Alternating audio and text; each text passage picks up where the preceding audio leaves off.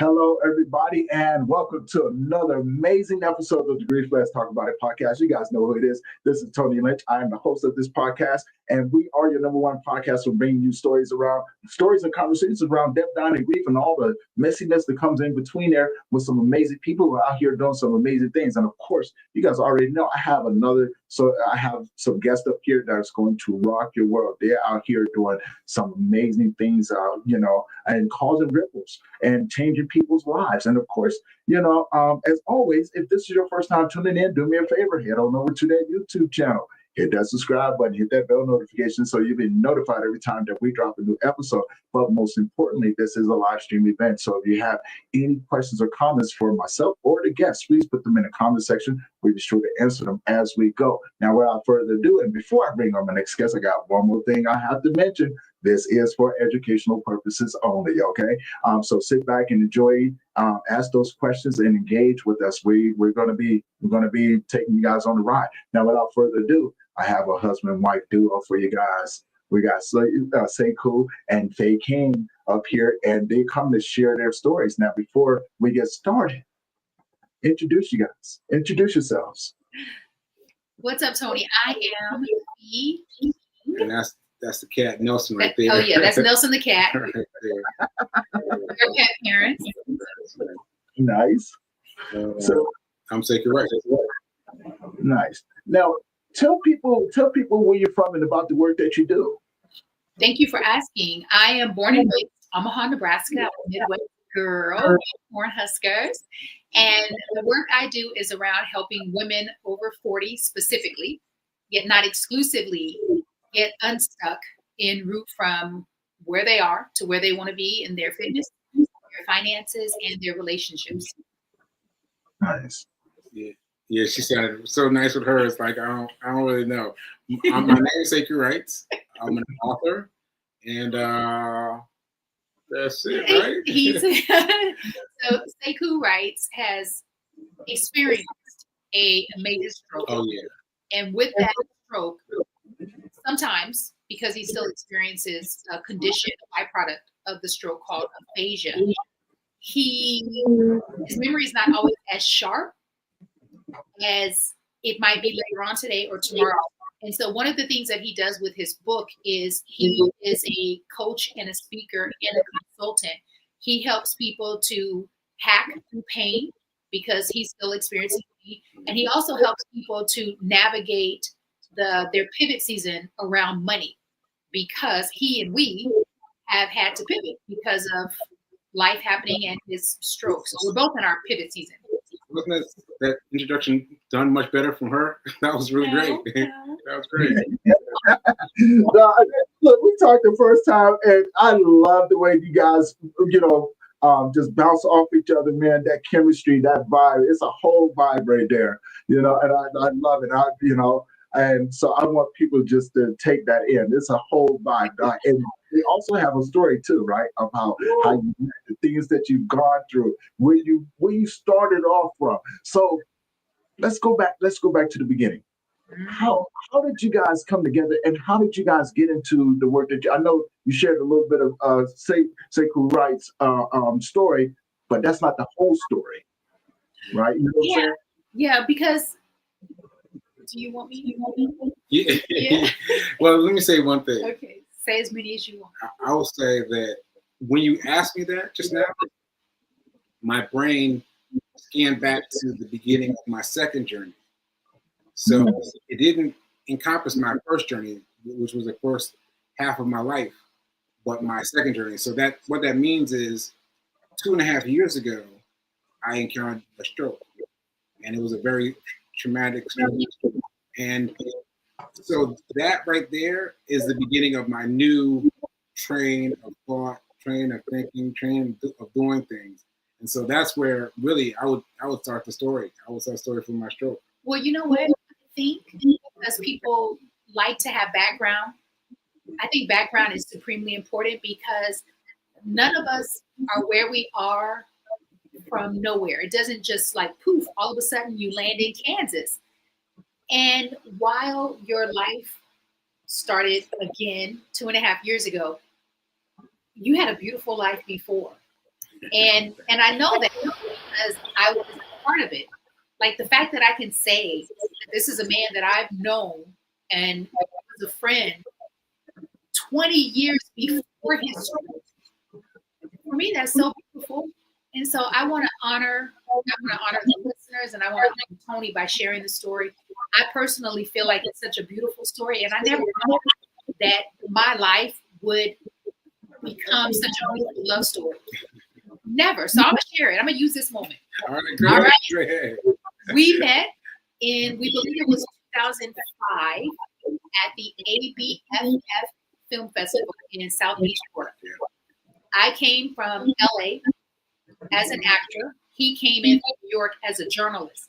So most of Seku's professional life, he's worked as a journalist, author, ghostwriter, and playwright. He wanted to work on his improv. So he wasn't trying to be an actor. I was an actor who was wanting to write. And so I said, well, I want to write, but let me just keep it safe. And so we both signed up for an actor's boot camp, right? Wait a minute, actors? Writers boot camp. Writers boot camp, sorry. I always get that wrong. The writers boot camp. It was terrible. It was horrible. Terrible. We wanted to be in Bill Duke's acting workshop. We were like, can we switch? Through the wall. And they were having so much fun. They were having so much fun. We built a friendship in South Beach. We went back to LA. One day, he said, "Hey, Fee, I'm going to be in town. Let's hang out." And we did that for about 18, 19 years. It wasn't until I moved to Maryland. So I had a midlife crisis. At the time, I thought it was a crisis. Now I realize it really was a midlife reassessment. Midlife reassessment. All right. I got to reassess my life. Because I'm now on the East Coast, I started in Bowie, eventually moved to Baltimore. Seku was really one of the only people that divulged just a little bit of what I was going through. This was 2018 is when I moved. He's still on the East Coast. And it was the end of August 2019. I just moved to Baltimore. I'm excited. I have my own apartment. It's a 2-bedroom. It's in the heart of the city. And life hit me again. For me, I thought I was, you know how sometimes you put yourself back on the horse and you feel like, okay, I got this. Some things happened and it knocked me down again. And I felt like, come on, what are you doing? You can't even do life. Like I felt so inadequate. I felt so not smart. Yes, I felt so not smart. And I had a conversation with God. And I had my 2 cats. I had Nelson and another cat named Callie. And so I'm sitting there crying. And I said, God, if I have no desire to live tomorrow and no desire to go to the gym, that was the barometer for me. I said, if I have no desire to exercise, I have got to find a way to end it. I didn't have a gun. I didn't have pills, but I was just like, I'm exhausted. And I wasn't able to think about you just need some rest. I was like, no, I need to be gone. I don't want to be here anymore. I'm so exhausted. That was August of 2019. I had no idea. So I was able to get through that. The next morning, I had the strongest desire to not only exercise, but to run. I run, but at that time, I wasn't running. I would run, but I wasn't a runner. I would go to the gym, and then after I worked out, I went out to the parking lot and ran. And I was like, all right, God. And God gave me a solution. The solution was so simple. I was willing to entertain my whole life a $650 debt. Like I was like, that is like pennies. No amount of money was worth it. But it wasn't just the money. It was around my inability to manage my life the way that I had managed it before. So I got through that hurdle. Life is, chugging along with me.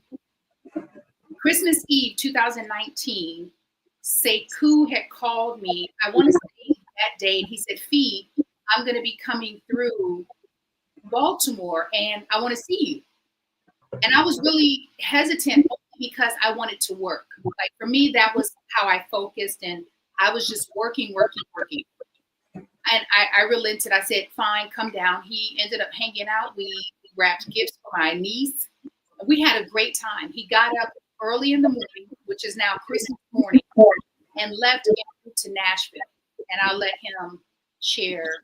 No, you're doing fine. You sure? Because I was, as I said, all the stuff that happened before the stroke is still kind of black and white and kind of fuzzy to me. Mm-hmm. So that's still the black and white period for me. Okay. All right. So I'll continue. It was around maybe 2:00 in the morning. I walked him downstairs. And again, we're just friends. Like, this wasn't even a friends with benefits moment. We were just friends. And I remembered him saying, thank you for making me feel attractive. And I thought, that's odd because he's gorgeous. Like, come on, you're fine. And I was like, say cool. Like, he was like, no, just thank you for making me feel attractive. And I took note of that. I thought it was odd, but he said, who's different? I've always thought he was just so interesting and unique and different. He left. I gave him a hug at the door. I wished him a Merry Christmas. And that was it. Now we're in 2020. But what I learned about that day, I didn't learn this until almost 3 years later. I didn't learn what I'm about to share with you until 2023, was that he left my house in Baltimore. His plan was to drive his car off of a bridge in Virginia and take his life. Mm-hmm. And I had no idea. I mean, and that's the thing, sometimes people will say, I wish you would have called me. But these things are things that I think can only be worked out between you and God. At least that's my experience. I believe that to be Seku's experience. And what happened is, while he was now driving on the freeway in Virginia, mapping out a bridge, he kept getting a phone call. And it was a friend of his who kept calling over and over, which became a distraction for him. He answered the call. His friend was, I believe his friend was wanting to take his life. And I think he was in a garage? Yeah. He was in a garage contemplating taking his life. Seku became distracted, pulled over, immediately went to being a good friend, finding people in Nashville who he could have go, help his friend. And his friend did not end up taking his life. Seku also, thank God, did not end up taking his life. Made it to Nashville. Again, we were just friends. I didn't know any of this until 3 years after the fact. And let me know if I should pause, because I don't know if you have a question or if you. No. Go ahead.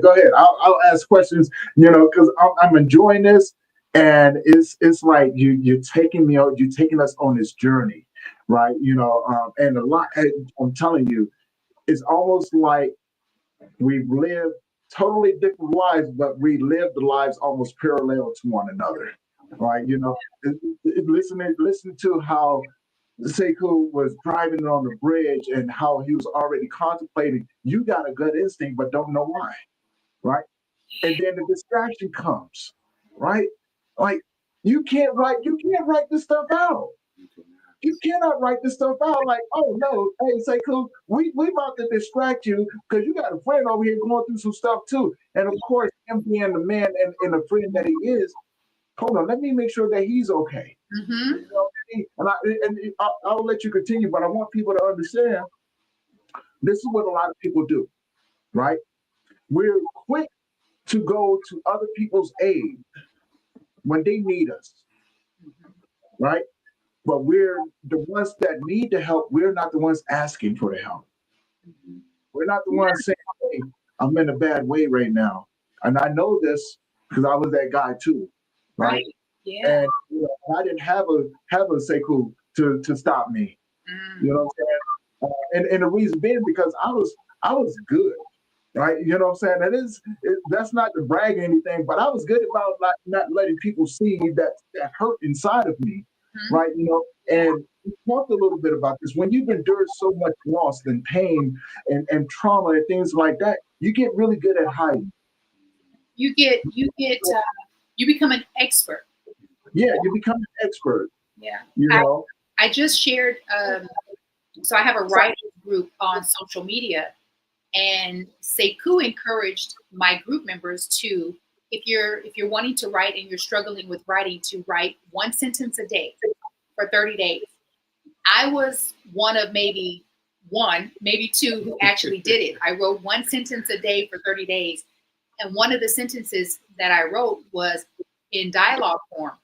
And it was something that my mom would say often, which is, Black people don't commit suicide. Nothing will ever get that bad to make me want to take my own life. And she's wrong. First of all, Black people do. People commit suicide. And what is bad to you might not be bad for me. And my bad might seem simple to you, but it could seem like the world is ending for me. It could seem that monumental in the moment. And one of the things that asked me after I shared with him this, he didn't know about this as well. He said, you were depressed back then. And I said, no, I've never been depressed. I said, I was sad. I was having a moment. I was angry. I was disappointed. I said, but literally, it was a moment. And I've had many of those moments, but never had I not wanted to be here. And that in and of itself terrified me. I mean, I was like, I don't want to be here. So you can't call me and say, hey, girl, I'm hurting. I don't want to be here. It's like, so thank God there's a God. And thank God I believe God. 2020 came, and Seku's in Nashville, I'm in Baltimore. We decided to join a WhatsApp gratitude group to deal with COVID. Every morning, every afternoon, every evening, me, Seku, and his best friend in LA, Corby, who's a really good friend of mine, we get in the group and we just share what we're grateful for. Something for me clicked because while Seku and I had been friends for years, it was very surface. We'd hang out, we'd have a drink, we'd go get something to eat. We never talked about anything deep. Now that we're in this gratitude group, we're sharing some things, and I'm getting to experience him from a different lens. He comes back. So we're doing this for a nice amount of time during COVID, maybe 6-7 months.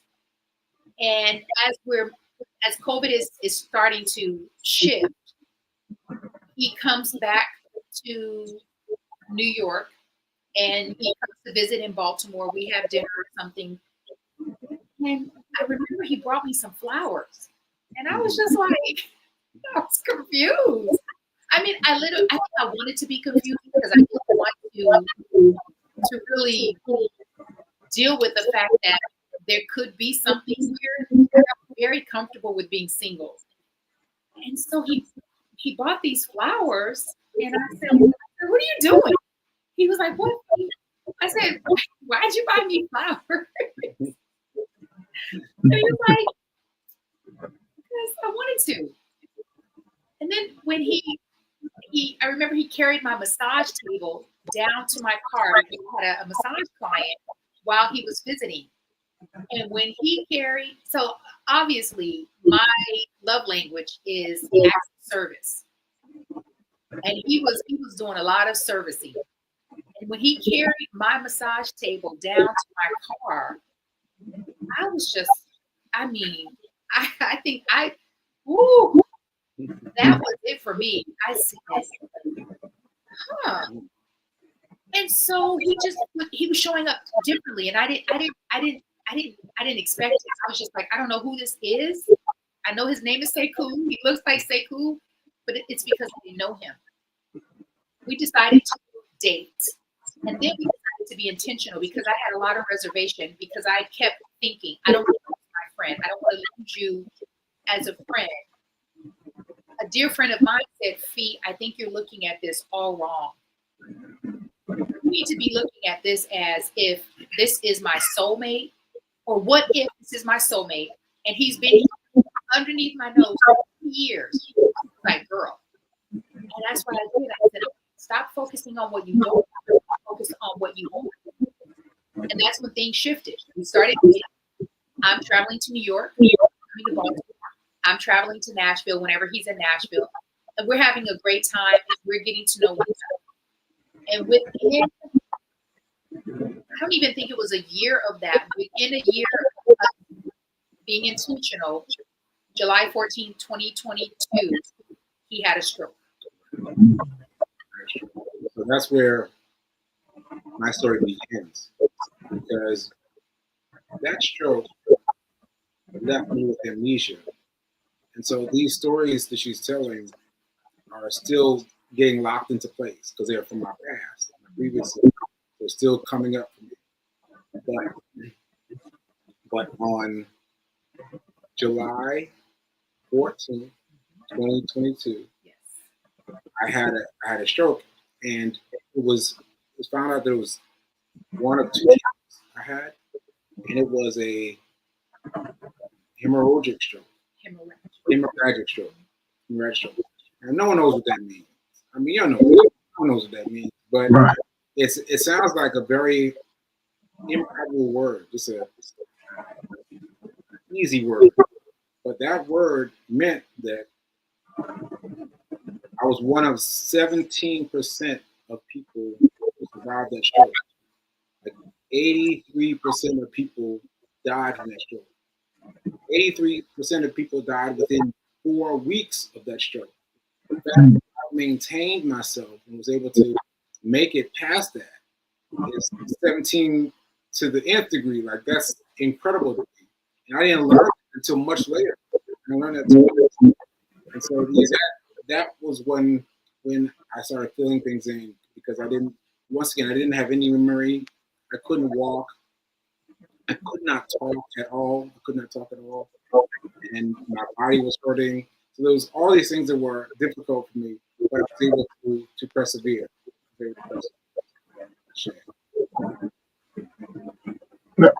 Now, my question would be, and thank you for sharing that, because I know there's a lot of people that don't survive strokes, right? And so there's a whole set of thought pattern that comes along with that, like, this could be my last, or and then you got Faye over there, that's going through it as well. I can only imagine what's going on through your head. I mean, we talked about it before, and I'll let you get into that, and it's going to be a pretty good segue into it, because I lost my mother to a stroke, right? So sorry, Tony. It's part of life. Yeah. That's part of what made me who I am today. And so to be able to listen to Soul Food and listen to that, I'm like, man, that's powerful stuff right there, right? And it's something to be grateful for. But it's it's his own set of grief that comes along with that, right? And my mom had the way that her stroke happened. The doctors still to this day could not tell you how. So not only did she suffer a stroke that put her in the hospital, but she ended up suffering. And the first night she was there, she went through 20 more that they didn't know. Little small ones. So it was slowly but surely shut down her body, from limb to limb. So every stroke that hit her was taking something away from her. The second night that she was in there, same thing happened. They thought that she was doing good. They brought her out, thought that she couldn't do anything. And come to find out, she got hit with another 32 or so strokes from what they said. And what it was doing is that it's recirculated back into the back of the brain, and it was coming together. And the doctor said, when this comes together, she's not going to make it. And so we were up and leading to that point. They were like, we can't even explain how this even happened. It was like it went out, did what it did, and came back. And so, and the doctor was like, yep, she's not going to make it. So watching her going through that, but also having so much gratitude and appreciation for those that do make it, right? And the appreciation for life that comes along with that, the inspiration that comes along with that, right? And saying, man, I get the chance to be a part of Seku's and Faye's journey. That to me is amazing, right? And phenomenal that I get to sit here and share in this moment with you guys. And so my next question would be for Faye, knowing that he just went through that, what was going on with you? What were some of the things that you were experiencing? I mean, when his friend called me, I hadn't talked to Seku that day. I think we text in the morning. He normally runs. Oh, yes. This was Thursday, July 14th. Google stocks were splitting. So it was a big day because I wanted to take advantage of that. I told her about it. And he told me about it. Yeah. And when I texted him to, tell him I thought, and he didn't respond, I was feeling some sort of way.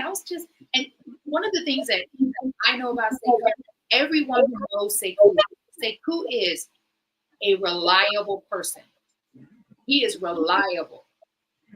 And he didn't respond. And so I was thinking, okay, well, he's in Nashville. I know he's doing something with the kids at Fisk. He's busy. Friday came, and I was really feeling some sort of way. And he didn't show up for his show. It's a podcast talk show. But I didn't catch his show all the time, so that wasn't necessarily my focus.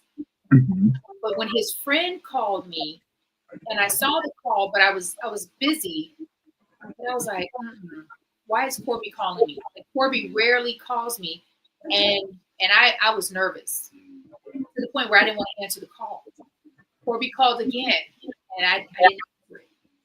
It was the third call, and when he said the word, Seku had a stroke, I mean, I screamed so loud. And Corby was like, Fee, are you okay? And I said, and so now I'm crying, and I'm. You hear the word stroke? He said I had a stroke? Yes, he said stroke. Yeah, because I had a conversation with my sister. I told my sister Seku had a stroke. And it's disbelief. It's because Seku doesn't have stroke. And this is what we think. We think based upon how a person looks, how they behave, their educational background. No, this does not happen to someone like him. I had never met a person who had a stroke. I don't know anyone up until that point who had a stroke personally. So I was like, I don't even know what this is, but I know strokes are a big thing. So once Corby sent me some numbers, I got a hold of his mom. I asked if I could come to Nashville to see him. And she said, no, not right now. He's in the hospital. Let me just point out that I just asked if Corby knew the word stroke because my mom didn't let anybody use the word stroke. Yeah. She did not let anyone use the word stroke. She didn't allow anyone to emphasize it. But I think whoever told Corby that you had a stroke, Corby called me. He said he had a stroke. Not he's in the hospital. It happened. He said stroke. And so I was like, okay. So now I'm calling. Didn't reach me though. Didn't reach me. No. You didn't know for a while. I did not know. His mom was very smart. Very protective. Yeah.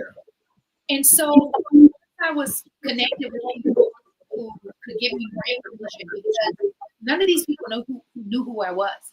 As a matter of fact, Corby didn't understand why I reacted the way that I reacted because he didn't know that we were dating. No one knew that we were dating. His family didn't know. And so as I'm having conversations with Corby, I'm just like, okay, what's going on? And I felt like the way that I was feeling was not how I wanted to feel after hearing that the man that I'm dating had a stroke. I started feeling insecure. I started having doubt about our relationship and what I meant to him. And the one thing that I knew for sure, I said, this is not something that you take to your girlfriend, because they've never experienced a partner who's had a stroke. Right. I need a therapist, and I need one right now. And I went online to my insurance company, found a therapist, and I said, oh, I've never had a black male therapist. So I think I need a black male therapist. We got on a Zoom call, something like this. And by the time we got off that phone, this man had Seku married with kids, and his mother has been protecting him. This is what his mom does. This is their relationship. She hides his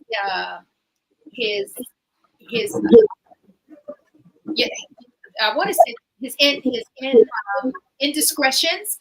Yeah. Hides his indiscretions. There was, he had me convinced. He said, "Yeah, I've been through this." He's been through it. He's been through this. He created this whole world for me that did not exist, and put me onto her. Yeah, it's crazy. And so I said, I knew I had to make a decision. So when I hung up with him, I was upset, but then I realized, no matter what, this man is your friend. So what we're gonna do, and I remember telling him this, because I told Corby, I said, I had this conversation with this therapist, and Corby, I said, you know what, I'm just gonna focus on me, and I'm gonna help Seku as a friend. And Corby said, yeah, Fee, yeah, you should do that. I was like, what? So for me, that was further confirmation. I was like, Seku is married all this time. Seku has a girlfriend, or Seku has a fiance. I said, oh my goodness. But I said, I have got to be there for him as a friend, because first and foremost, he was my friend before he was my boyfriend. So I just kept, showing up, making the calls. We did a fundraiser, teamed up with Mentor and other friends. We all did together. We raised $21,000. And I'm still asking if I could come visit. She's still saying no. I was like, I know I'm a woman. Finally, in September, I just couldn't leave it alone. And so I reached out to someone that I heard Seku speak about. And I said to him, I said, I want to come to Nashville to see Seku. I said, can you help me find an Airbnb? My sister helped me find a ticket. And by that time, Seku and I were talking, very limited because his speech was talent. And Seku said, Fee, when you gonna come and see me? This is my chance. I was already looking for a ticket. So Seku got me a ticket. And yeah, he got me a ticket. No. I think I got the ticket, but you got the Airbnb. Something like that. I was in Nashville, though. I was in Nashville by September 12th, which was a month and a half after his stroke, because I felt like this man could have died, and I never told him that I loved him. And so I just wanted to come to Nashville, put eyes on him, and to tell him that I loved him. And yes, I did ask him, do you have a wife or a girlfriend or fiance? He was like, what? He was like, Fee, aren't you my girlfriend? It was so sweet, innocent. And I was like, well, I think so, but my therapist told me, and he was like, what kind of therapist is that?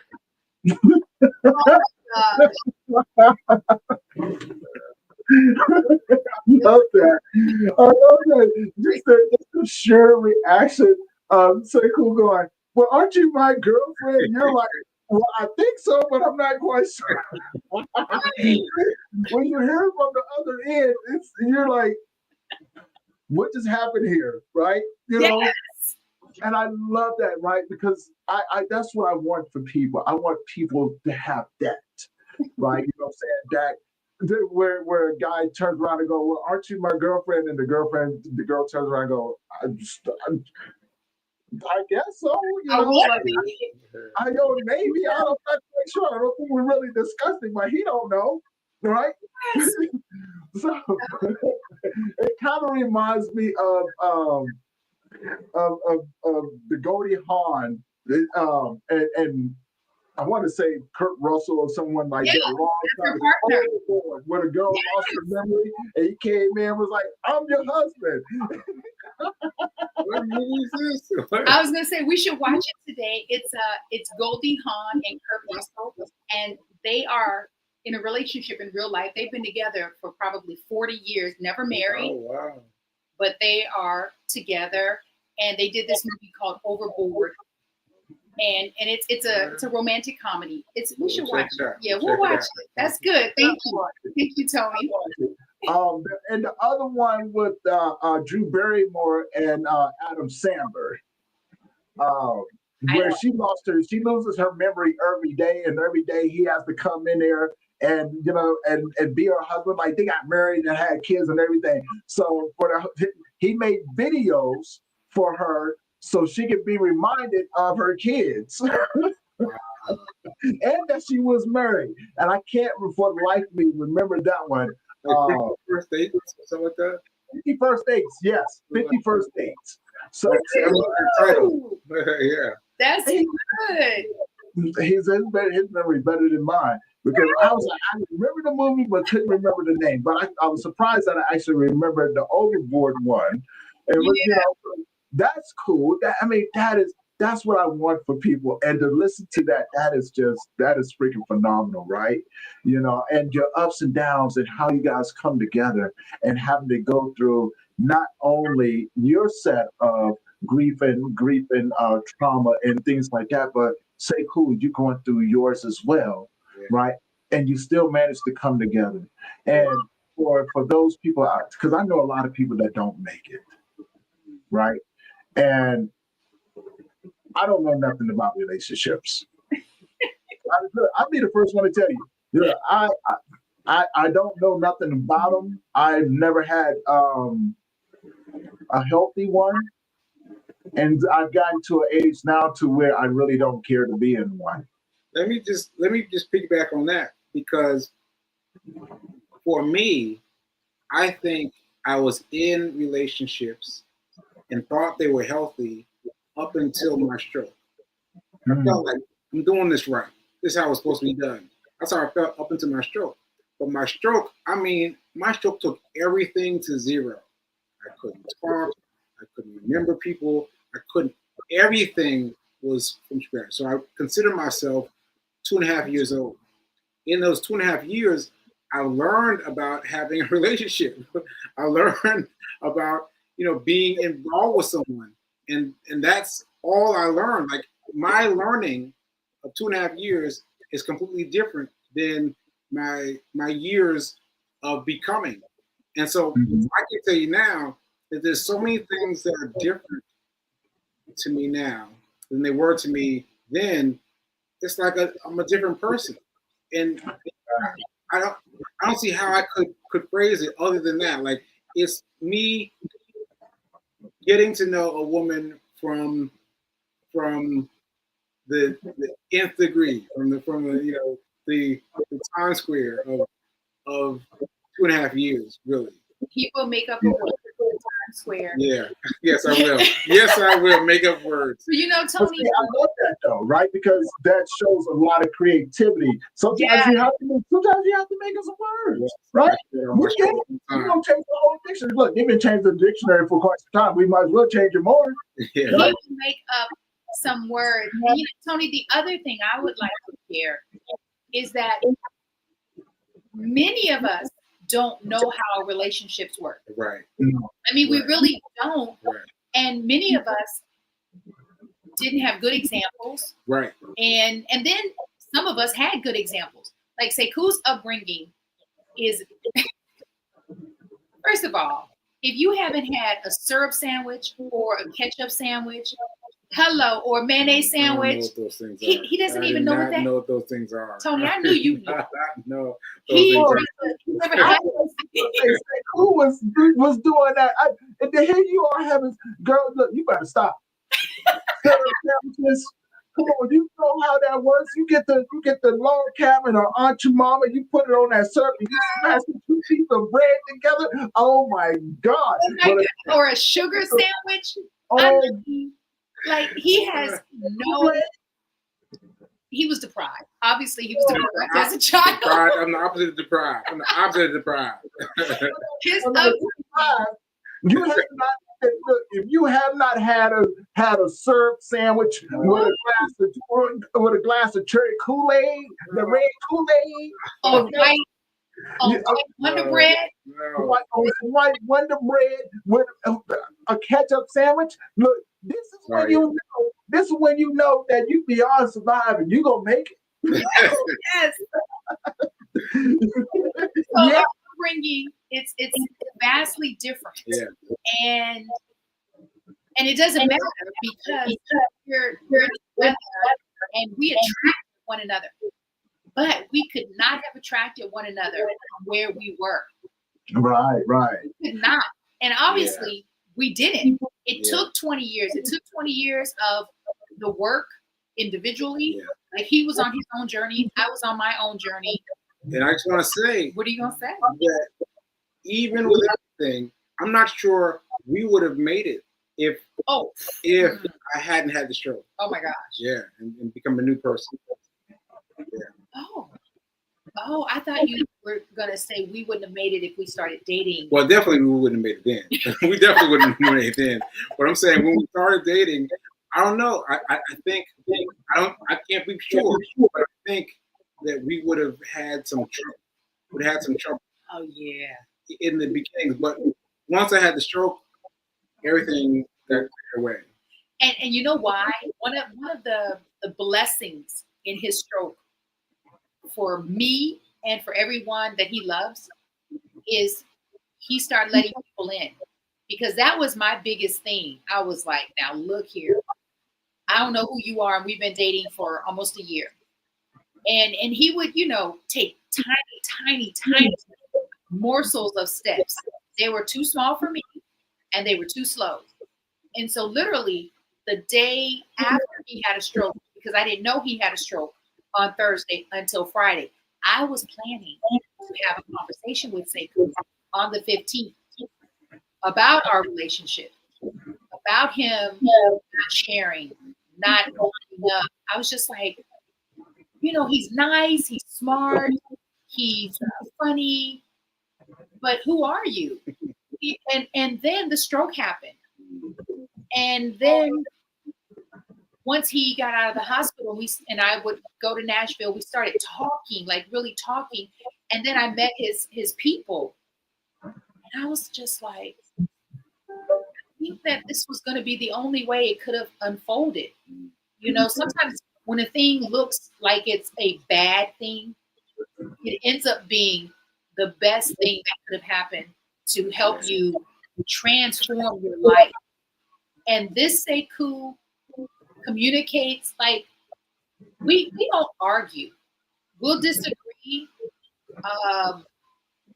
But we now know how to communicate to and with one another.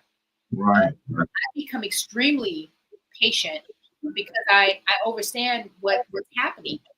And it feels like we're having Groundhog Day today. Because I'll ask her a question that just seems like, so I'm asking because I really want to know, but she thinks I'm asking because I've got some attitude around it. And it's like, no, I just want to know. But that's the difference between me asking the same question post-stroke, then asking the same question pre-stroke. You would have asked the same question pre-stroke. Like, this post-stroke guy is so he's so amiable and patient and willing to navigate the relationship with me. Like, I really feel like we navigated. And I used to be a woman who's quick to bounce. And you know, we can all make excuses as to why. A lot of it is based on your upbringing, your environment, your previous relationship, and you feel like all the things that you've done in the past have been working for you. So I'm gonna keep doing this. I'm gonna keep leaving. I'm gonna keep, avoiding, and you never grow. And this is the first relationship I've been in where I don't resort to leaving upon first signs of a little tension or some stress. I just go take a bath, a long one. Sometimes I'm in there for 2 hours. We have a very small space. I'll go for a run or I'll walk. And then I'll just come back because I'm just like, I almost lost him. Nope, he ain't going nowhere. He's not going anywhere. See, and I love that, right? I love listening to that. I love hearing that because, it lets people know that it is possible.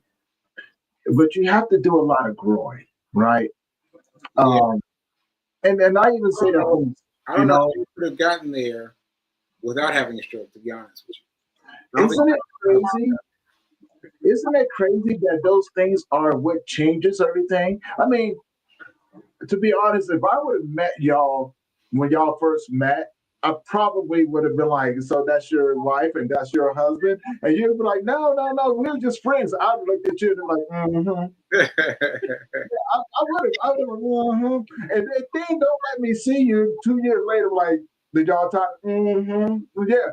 I would have been messing with y'all the whole doggone time. It wouldn't have never took a stroke for y'all to get me together and mess around with me.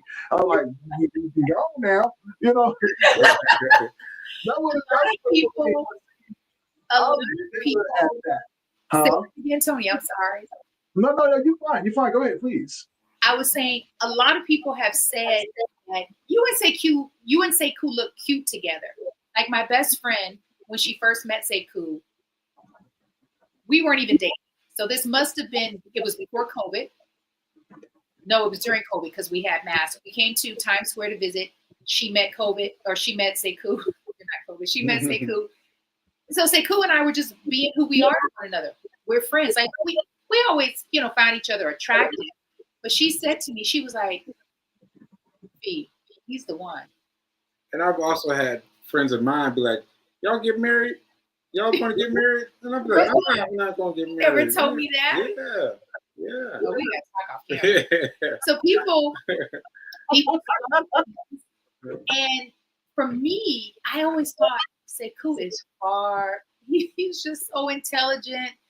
I was like, nah. And, it's going to sound terrible, but when we do this, he's so nice. And when you're not accustomed to someone who's been completely opposite of anything you've ever been attracted to and dated, and even your familial environment, no one in my whole family, well, at least on my mom's side, felt, looked, behaved, moved like Seku. So he was very foreign for me. And I was trying to introduce him to everybody. I was like, yeah, I got this single friend named Seku. So nice. Because I didn't see him for me because I wasn't there yet. I didn't value myself enough yet to appreciate a solid guy, a really intelligent guy, a guy who listened. Like when he told me about relationships where he suggested therapy, I was like, what? He's like, yeah, you say that now. Most Black women are trying to go to therapy when something happens in the relationship. I was like, listen, I've been trying to get my mom to go to therapy with me. I had tried to get my sister. I was like, I'm a kind of girl. And so when he said that, I just thought, what kind of Black man goes to therapy? This is oh, and that's when you know. That's when you know. Yeah. Because I'm all for the therapist. And me and my therapist, we got a good relationship. We argue all the time. Okay. My therapist thinks that she's smart. I think I'm smart. Okay. I'm not paying you to be smarter than me. I'm paying you to listen to what I need to say. Yeah. You may have your thoughts and opinions, but I have mine too. Hello. At the end of the session, she's like, I don't know why I put up with you. I said, because you like my company. And she just looked at me. She's like, Tony, there's something wrong with you. I go, I know. I never said there wasn't. Here we are. Okay, here we are. This is gonna have to go with it from this point on. But I've been knowing her now for a few years, and so here, so you say, cool, say you need therapy, right? And then he's going to therapy himself. That's when you know that an individual that has gone through some stuff is very much emotionally aware of the help that the help that can benefit from doing things like that. And it's such a huge stigma, especially for Black communities, to want to get the necessary help that they need. It's crazy. Speaking about relationships and therapy and things like that, I had somebody reintroduce themselves back into my life after almost 29 years, right? And I had to tell that individual because the person that they met 29 years ago is not the person that I was, that I am today. So this individual is what you may call my ride or die, right? You know what I'm saying? She was the one that was there with me through thick and thin, and she was the one there with me like, hey, take care of that over there for me. She'd be like, okay, I got it, right? And we was together for quite some time. No matter what happened, she always had my back, right? Fortunate life happened. And I ended up having to go my way. She ended up going her way. Not by choice, but just by life. 29 years later, reconnect. She's still assuming that I'm the person that she met 29 years ago. She didn't understand that I killed that person 20 years ago, right? And so the version of me that she has now is one that has evolved over time. And so she's like, oh man, and I have to look at her and go, no, I'm not with that anymore, right? And this is the reason why life has taught me and humbled me and humiliated me. And it's taught me that I have to keep myself safe.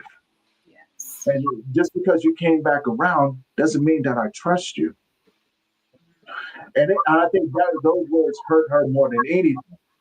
And I told her, I said, look, you may want to get some help first because you've gone through your fair share of your own trauma and grief and things like that, So I'll go with you to therapy, but I can't. If you're not going to take that chance to go and heal, then I can't. You can't be in my world, right? Yeah. You can't be that. And so again, when I hear people's stories, like I live vicariously through other people's journeys of love and overcoming things and triumph and and feeling that, right? Like I can live vicariously through that, and that makes me happy. That truly makes me happy, right? Because somebody's going to look back on this this story, and they're going to go, wow, that's what I want for me and mine, right? And I tell everybody, hey, do it, please. If that's what you do, that's the true definition of right there. They've gone through thick and thin. They've gone through grief. They've gone through trauma. They've gone through the mud together, right? Started off as friends and not understanding that they were going to be together. But you had a pretty good inclination that you was, yeah, call that, saying hanging out with each other all the time, carrying on like y'all ain't gonna, like y'all didn't know. This is my story, right? That I'm gonna stick with it, like, right? You know what I'm saying? Tell me whatever. Well, how you doing, brother? Thank you for joining us today on Instagram and everyone else over there on Instagram as well. I'm talking with Seku and Faye, and they're sharing their story, and their journey. So just a brief rundown. They've known each other for quite some time. Seku has gone through a stroke. Faye has gone through her own set of grief and trauma, and they are 20 years later, together and doing the damn thing. Just on a whole new level. Some really good people over here, And, so whenever you get a chance to go back and check it out, man, please, go back there and check it out. Ada just joined over here as well. Ada, how you doing, bro? My sister, she's my big mama. She was the one I was in the conference group. So if y'all want to blame somebody, blame her. No, I'm blaming you, Ada.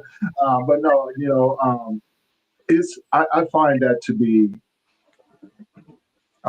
be like a very beautiful thing, right? You know what I'm saying? Because when we think about the blessings that some people may take for granted, and Seku, you said something important. You understood the healthiness of that, right? You know what I'm saying? Of understanding, you thought that you knew what a healthy relationship looked like until you had your stroke.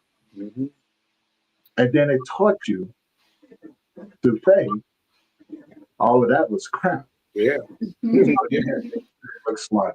And yes, Ada, I'm blaming you. Yes, I'm blaming you. You can not take the blame, but this is my story. You can't defend yourself. So I got that going for me. And Rachel's over here. She put up the laughy face on me. But Rachel, don't be laughing at me. She's over here on YouTube laughing at me.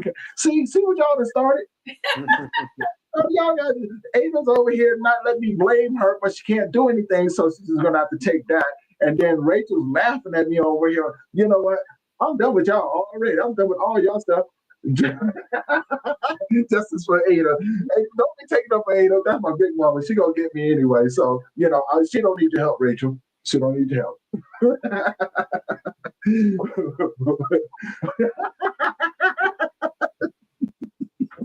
All right. So you see how they picking on me, y'all. You know what I'm saying? Like Ada won't let me blame her. Rachel's taking up for Ada. Trini would. Oh my God, this is too much.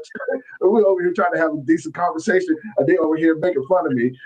Yeah, they already said they over me already. They can't be taking my words. I don't know what their problem is. They know I'm over them already. I don't know why they turning this around like they over me already. They can't do that. But they be back. So, oh my God, I can't stop laughing. So now, I want to ask, how did you get into Faye? How did you get into fitness and turning your life around in that way and becoming such a huge fitness influencer out here into the world now? That's why I interject that her name is pronounced Fee. Oh, Faye. Oh, yeah. Fee. I'm sorry. Say again. Oh, so sweet. Thank you. Thank you for asking, Tony. I have been in fitness since the age of 12. I mean, I fell in love with lifting weights in junior high when girls could lift weights. I think my grade was the first grade where they integrated the weight room, boys and girls. I walked in that weight room and I just loved the way it smelled. I was like, oh, I'm doing all of this. I wanted to touch every piece of equipment, every machine. I literally fell in love in that moment. And of course, in the moment, you don't realize what's happening. Mm-hmm. I got my first gym membership when I was 17. It was called Holiday Health Spa in Houston, Texas. I called my mother. I was so excited. I was like, Mom, I got a gym membership. I think it was $14.99 a month. And she was like, what? You mean to tell me you're going to pay $14.99? It was either $14 or $19 a month. I said, for the rest of my life. And I meant that. I said, I'm doing this for the rest of my life. Just working out. It wasn't until I moved to LA to pursue acting did I become a trainer. I met a man who, he was hitting on me, right? And so he followed me to the gas station and he offered to pay for my gas. And then he said, excuse me. He said, I'm a personal trainer. So I was like, oh, this is how they get clients. You know, they flirt with you. And he gave me his card. We ended up becoming friends. And I said to him, I said, listen, I'm a starving artist. I just moved here. I don't have any money, but I have some friends who have some money. I ended up turning him on to my friend who hired him to be her personal trainer. And she said to me, she said, Fee, you love working out. Like, that's all you do. You should be a personal trainer. You should work with him. I was like, it never even dawned on me. Never even dawned on me. And she presented it to him as well. And he was like, we'd love to have her. So he had a training company that worked out of a private gym. This was completely new for me because I am accustomed to going to a gym. But he had a training company. He had trainers work underneath him, and he provided clients. Your clients come to a private training gym in West Hollywood. So I studied under him, got certified, trained his clients, and I mean, I was happier than a hog in a pig swab. I was just like, I was just so happy. I loved everything about it. And the reason why is because of the connection with other people. Mm-hmm. So I think, you know, it could have been anything that connected me with people I would have loved. It so happened to be physical fitness that changed, that kind of opened up my level of awareness to the beauty in when people connect. And when you can help someone transform, because it's so much, it's far deeper than just the aesthetics. Right. You help people to see where their strengths lie, where their weaknesses lie, where they're getting in their own way, and how they can get the results that they want to get for their life. And I got to do that it's been about 28 years. And it's been the consistent. I've been consistent with helping people be fit.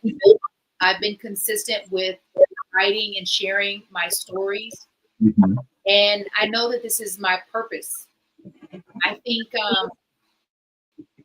I'll do this for the remainder of my life, which is continuing to help myself stay unstuck, because I was very stuck when I was going through my midlife reassessment, and helping women over the age of 40 who are like myself, who are navigating life and who want to get unstuck so that they can get either back to the yummy, delicious, amazing that life has to offer, or get to it, because today's not promised and life has something to offer you, but you also have to offer something to life, right? Yeah. Yeah, that's very true. You know, and that's something that I learned over time, especially now being in the field that I'm in with grief and things like that. I realized that life will give you what you want, but you have to give up something for it, right? You know, like there's a sacrifice. If in order to have a true gift and blessing in the world, sometimes you got to give up safety. You got to give up comfortability. You have to sacrifice those things that you thought that was important to you in order to find out what's really important for you, right? You are preaching on this Sunday. Beautiful thing, but it's scary. And a lot of people don't know how to control their fear when it comes down to when it comes down to life. And I think a lot of it has to do with expectations. I expect to see what's coming next. So if it's a brick wall, I want to be able to prepare myself. And again, these are things that I had to learn through the walk. And you know, and the crazy part about it is that I never thought grief was going to be my gift. And just like everything that in life, it is something that has been with me my whole entire life, and I never paid attention to it. How so? Because, okay, when you experience loss, right? Yeah. You tend to mold what you go through from people that you see. You never really see the lessons that it's trying to teach you. You think somebody else's loss is about them, and you may be a part of that. And so you tend to shy away from it. And then something says, oh no, so you missed this one. I'm gonna have to make the next one a little bit closer to you. Yeah. And it kept doing it, right? for like I'm 50 years old. So for almost 30 years of my life, this kept happening. And I just shrugged it off. Losing friends when I was game banging. I lost over 400 close friends. Now I've been there with them when they've taken their last breath. I've held their hands, I carried them. I was there. And so when you deal with that, you kind of think to yourself, this has nothing to do with me. And it had everything to do with you. Yeah. The experience that you had to endure. Because anyone else could have been there, right? But they wasn't. I was there. Mm-hmm. So I had to take that in. And I shrugged it off. So then life said, okay, you're not paying attention to me. So now we're going to get a little bit more personal. Then it took my parents. I said, hold on, that's just the way life is. Although it hurt and it sucked. Then it took my younger brother. I said, whoa, now you're hitting below the belt. I said, oh yeah, you still ain't paying attention? Boom, took my son away from me. I said, all right, what is it that you're trying to tell me? Hey, I've been here this whole time.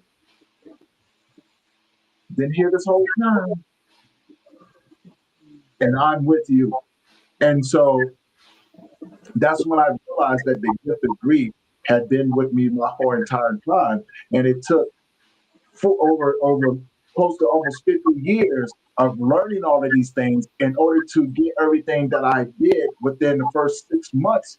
You know what I'm saying? When I started this, and then it took me 6 years to get to where I am, to fully understand that this was a gift. That's beautiful, Tony. Thank you so much for sharing. Yeah, most as well, right? But I think like just like yourself and just like Seku, like these things that are around us all the time, we tend to overlook. We don't tend to look inside of ourselves to see what's already there. Like your gift requires your sacrifice. That's and if you misuse it, look, it's just like the gift of music, right? You can misuse your gift of music and do crazy stuff with it, but your gift is your gift. Your gift has a strange way of turning you back around and putting you right back where you need to be. Yes. Did you have fun? Yeah. Did you have fun? Yeah. Okay. Time to get back here now. And it will set you straight, right? No matter what it looks like. Everybody this is the beautiful part about this world. You can go to school for 10, 20 years and you'll never learn in those 10 or 20 years what your gift can teach you within 6. Yes. Yes. Right? There's nothing else like that. And it's free. That part. Yeah. Right? And it's up to you to choose what you do with it. Your gift is an act of service to other people in the world. Whatever you carry does not belong to you. You're obligated, once you recognize it, to give it away to other people. And so for me, this is what sets me apart from everything else, because life has given me this beautiful gift, but also it comes with boundaries, it comes with rules. Mm-hmm. But it also comes with beauty and blessings. Yes. The sacrifice is that I may have to experience extreme pain. I may have to experience a different set of trauma in order for me to learn from it, so I can be efficient for someone else, right? And so it's just like Seiko, writing and things like that. That's a gift, something that comes natural. Now you're able to teach the other people the sacrifice, the stroke. But look at what it did. It slowed you down long enough to say, okay, maybe I need to focus a little bit more on this. And now look at you, right? So there's always through the sacrifice and fear and uncomfortability, there comes the gift that keeps giving in service to other people, knowledge, wisdom, love, and everything, all the messiness that comes in between that. Isn't that a beautiful thing when you can look at life that way? It is. Yeah. And so, now I only have 2 more questions for you guys. Only 2 more, right? One question: how can people find you? Well, pretty easy. Just go to my website, SekuWrites.com. That's SEKOUWRITES. Here it is, right here, right here. Yep. SekuWrites.com. And my website will take you to everywhere. And You know mine. that's it, right? And then her website is fee-king.com. Fee, F-E-E, King, K-I-N-G, hyphen, fee-king.com. And for everyone, their information is in the YouTube channel. Go check them out if you enjoyed this conversation. You guys are going to be blown away by all the other things that they do. If you're an aspiring writer, go to see how, connect with them and see what it would take for you to get your stuff out there and learn from some of the best. If you're a woman out there looking to get in shape, hey, That's me. And everything. But go show that support to them, please, and let them know that Tony sent you. Let me point something else out. Also, I talk about money mostly, and my money thing is called Get Rich 101, and that happens every day, and it's available on my YouTube and my Facebook. Just find me. I'm there talking about money daily.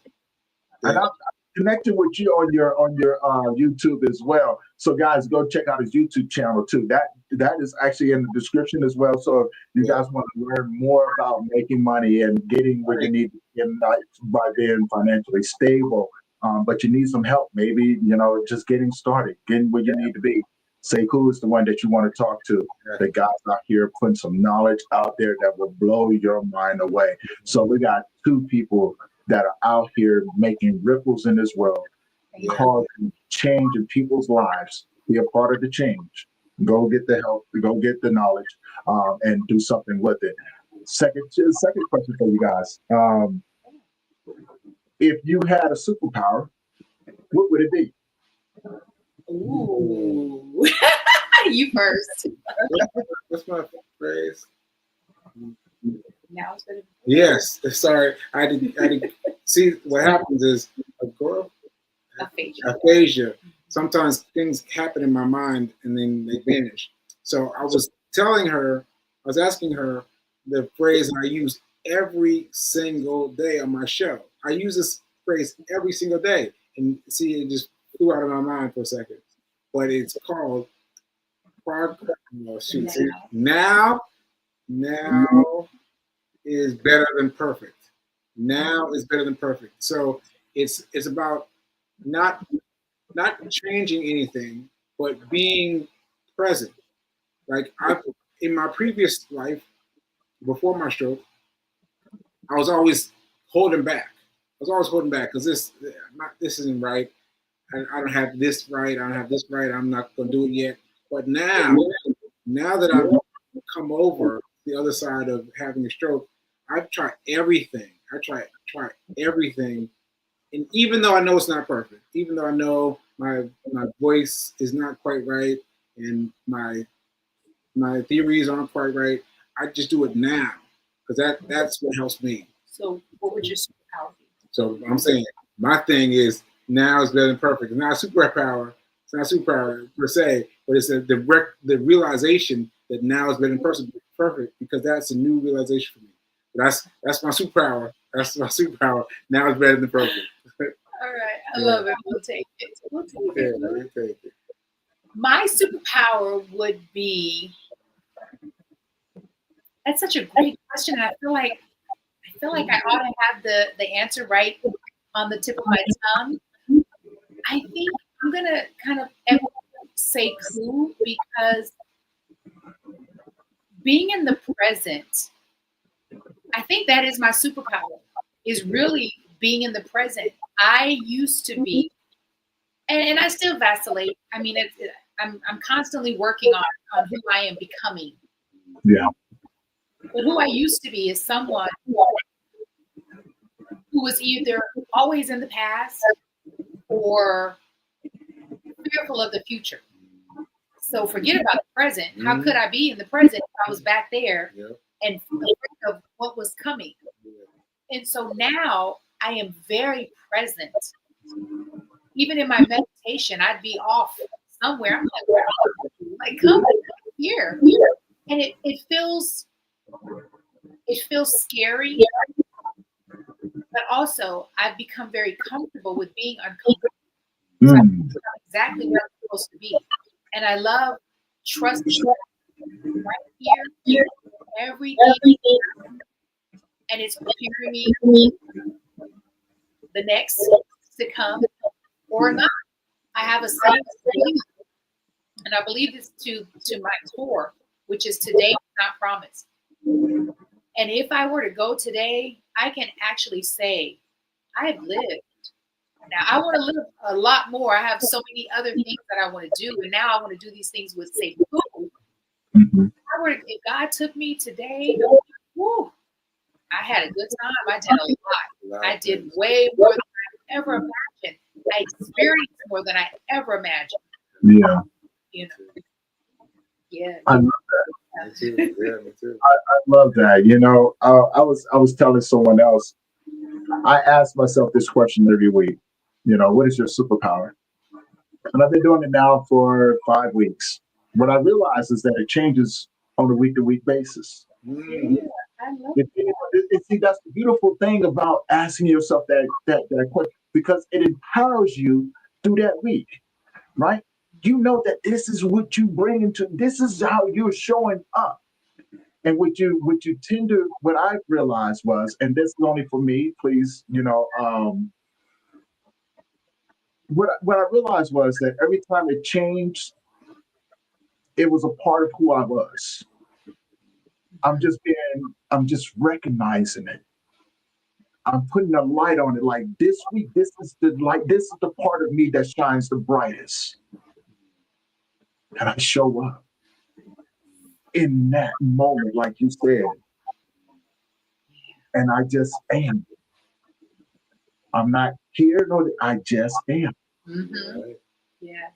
I am what it needs me to be when I need to be. So when you can get in the habit of doing that, you tend to evolve into more your authentic self, right? It tends to showcase those things that you may not pay attention to, but in that moment, you know that this is who you are, Yes. and you embody that, right? Yes. And it's a famous term. You be the change that you want to see. And so if you want to see love and beauty in the world, well, you become love and beauty. I love that. Right? And it becomes this never-ending journey of momentarily recognition. Yeah.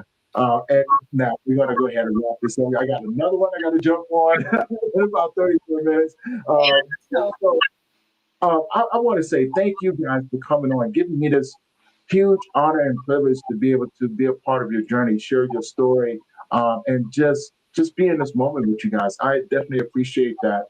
And for everyone else who have been tuning in, if you have not already, do me a favor, head on over to their YouTube channel, hit that subscribe button, hit that bell notification so you can be notified every time that we drop a new episode. And you guys already know I drop a daily episode for you guys so you guys don't have to miss an opportunity to connect with anyone, find a resource, find the support that you need and deserve, and understanding that the people that you're getting it from are people that not only walk the walk, but walk the talk. And again, guys, go check on my guests. Their information is on the YouTube channel. Go check them out. Show that support. And with that being said, guys, I love you guys. Thank you for allowing me to keep bringing this to you guys. And we're going to see you guys in the next one. I got one at 2 o'clock, so tune in for that one. I got one at 5 too, so I'm going forward to that. I'm going 5, but I'm going forward. I have one person cancel, so we gonna keep it rolling. Right? Okay. Like said, guys, enjoy your few moments. If you tune in, I appreciate it. If not, I'll see you guys in the next one. All right, love you. Thank you for your support. Thank you so much, Tony.